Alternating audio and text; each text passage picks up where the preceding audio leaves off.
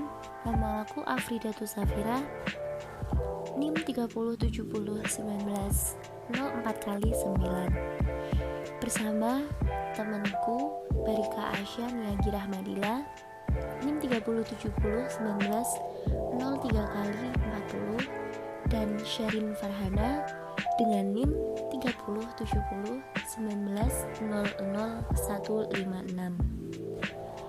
Kita bertiga dari Fakultas Psikologi Universitas Islam Sultan Agung, Semarang.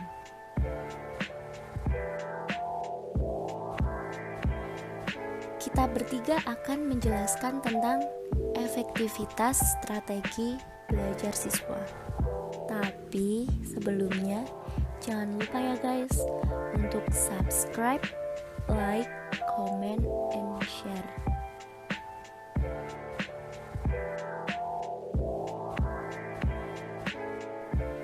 Oke, langsung saja.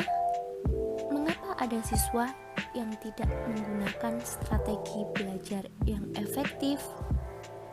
Jawabannya karena adanya beberapa faktor, yaitu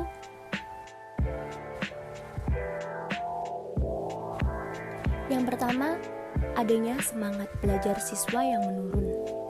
Yang kedua, adanya penggunaan metode mengajar yang tidak efektif dan variatif. Yang ketiga, adanya semangat guru dalam mengajar yang berkurang. Dan yang terakhir, adanya motivasi belajar siswa yang menurun.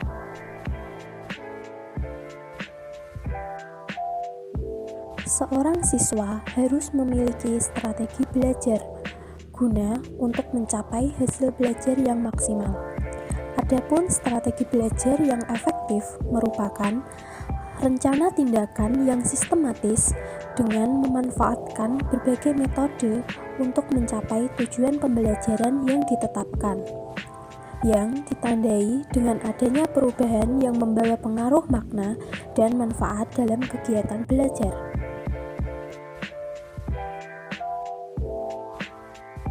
Adapun cara dalam strategi belajar.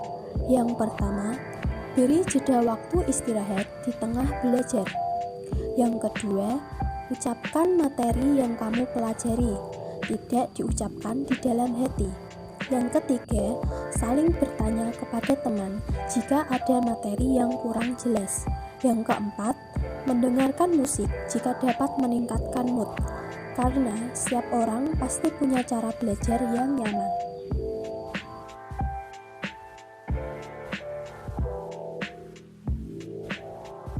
Selain itu, bisa juga dilakukan dengan cara, yaitu yang pertama, dengan belajar singkat.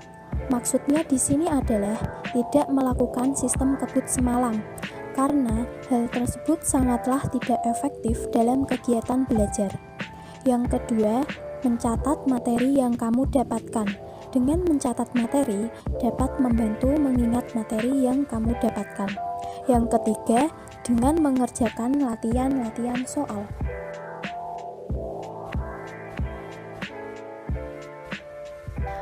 Oke, selanjutnya kita bahas tentang belajar secara daring. Dampak penyebaran pandemik COVID di Indonesia membuat banyak sekolah maupun perguruan tinggi memutuskan untuk mentiadakan kegiatan belajar mengajar secara tatap muka, tetapi dilakukan melalui online dengan menggunakan jaringan internet. Sistem pembelajaran tersebut diganti dengan metode belajar jarak jauh atau bisa disebut distance learning. Hal tersebut dilakukan untuk membatasi interaksi fisik secara langsung agar penyebaran virus tidak semakin meluas. Belajar secara daring pastinya mempunyai tantangan serta kendala sendiri seperti tidak meratanya jaringan internet dan fasilitas teknologi yang kurang memadai. Pembelajaran secara daring juga mempunyai tantangan dalam pengawasan agar peserta didik terus melakukan kegiatan belajar mengajar sesuai dengan waktu belajar tatap muka. Selain itu, tentunya perangkat teknologi seperti smartphone atau laptop serta memiliki jaringan internet yang baik harus tersedia.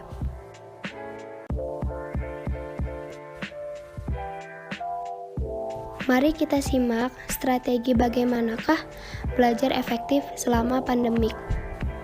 Yang pertama, ciptakan motivasi diri. Dibuatnya motivasi adalah agar kamu juga memiliki motivasi untuk lebih bersemangat dalam belajar. Tidak hanya itu, juga akan membantumu untuk tetap fokus dan konsisten selama berlangsungnya proses belajar. Yang kedua, kelola waktu dengan baik. Atur waktu belajar dengan teratur agar tidak menunda-nunda waktu dalam mengerjakan tugas. Kerjakan tugas dengan fokus yang diberikan oleh guru. Yang ketiga, persiapkan teknologi yang dibutuhkan. Para peserta didik harus mengetahui peralatan-peralatan apa saja yang dibutuhkan untuk melakukan pembelajaran jarak jauh. Tidak semua sekolah sudah menyediakan layanan belajar daring yang memadai.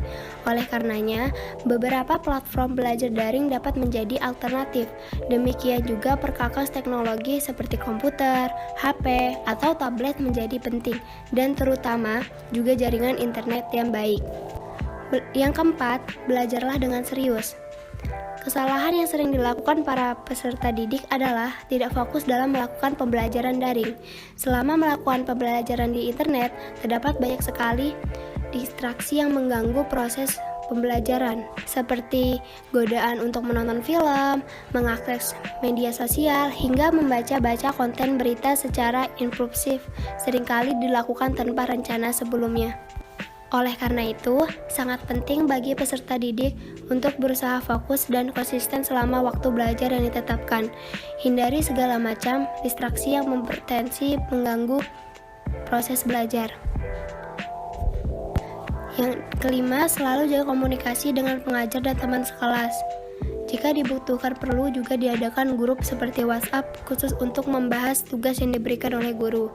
Kegiatan ini justru dapat menjadi alternatif sebagai ganti pertemuan kelas atau pembelajaran tatap muka. Dan yang terakhir, selalu jaga kesehatan. Jangan lupa sering mencuci tangan ataupun sering berolahraga. Sekian dari kita bertiga, semoga bermanfaat. Terima kasih telah menonton. Wassalamualaikum warahmatullahi wabarakatuh.